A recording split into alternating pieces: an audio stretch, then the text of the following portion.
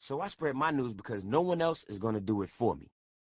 I let you know that I survived 9 bullets not to sell records, but because it's the truth.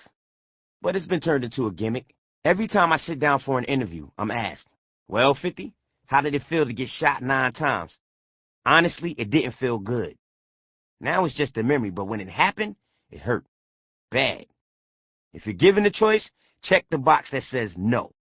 It may not seem that bad because it's been packaged into a phrase that you come across in every story about me. The bullet-riddled rapper who was shot 9 times. But it doesn't hold the weight, the pain, or the hope of my experience. It just can't. I haven't shown my scars on television to sell records. I haven't let journalists fill the hole in my gum because it sells records. I've shared my reality because these are real situations that happen where I come from. And there are thousands of people who will never get the opportunity to go on TV and tell you what happens in the places where gunshots settle arguments.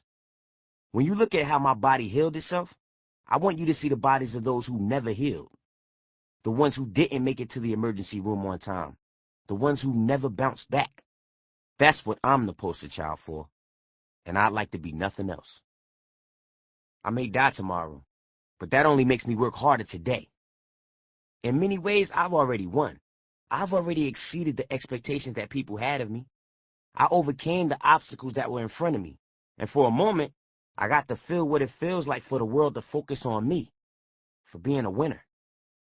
No one can take that away from me, just like they can't take away what came before. Now there are people who would actually like to be me. But if they had to go through the situations I was in before I became a rap star, I don't think they still want to be me. People already have a perception of me. When I meet them, they think this guy's crazy. But you have to look at it and realize this is how they think in the hood. This is my mindset, and these are the things that go on. This is why I say the rhymes that I say. This is what happened when I was trying to get rich before I died in Southside Queens. I can remember when there was no such thing as crack. Sure, there was ways to get high. Everybody used the old standby. Pot, grass, weed, herb, chiba, chronic, trees, endo, doja. Whatever they called it then, whatever they call it now, and whatever they'll call it in the future, it was marijuana. It was an escape, a portable vacation. There was heroin, which came from morphine, which came from opium. Opium was around before Jesus. It was big in Asia, Europe, and the Middle East.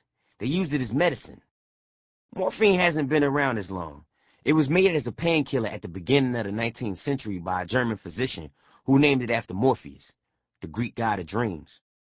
In Vietnam War movies, when a soldier gets all shot up, he'll be in some serious pain, breathing all heavy, telling the guy holding his hand to make sure that his mom or girlfriend gets the little heart he had been making out of wood. The guy holding the soldier's hand will scream, "Doc, we need more morphine." Then the medic runs over and shoots the guy with a needle dose of the stuff.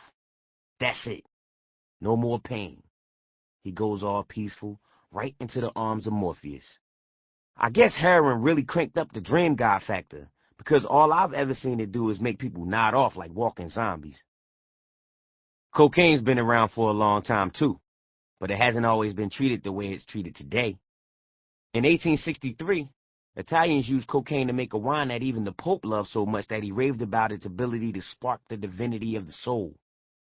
20 years later, Sigmund Freud, the father of modern psychology, called coke magical and couldn't get enough of the stuff.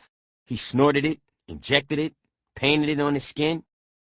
At the time, cocaine was a wonder drug, a stimulant and a painkiller that cured everything from impotency to masturbation and was used as a surgical anesthetic.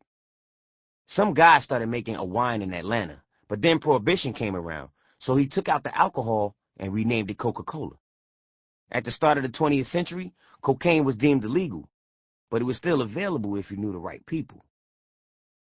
All of these things and more were in place when my grandparents, Curtis and Beulah Jackson, moved to South Jamaica, Queens, from Eckerson, South Carolina. But there was no such thing as crack. That came later. Back then, Queens was a haven for relatively successful blacks. In the earliest part of the 20th century, there was Lewis Latimer, the inventor who expanded on the light bulb. To keep listening to this audiobook for free, click the link in the description. It will take you to a free Audible trial where you can listen to this and many other books for free for 30 days.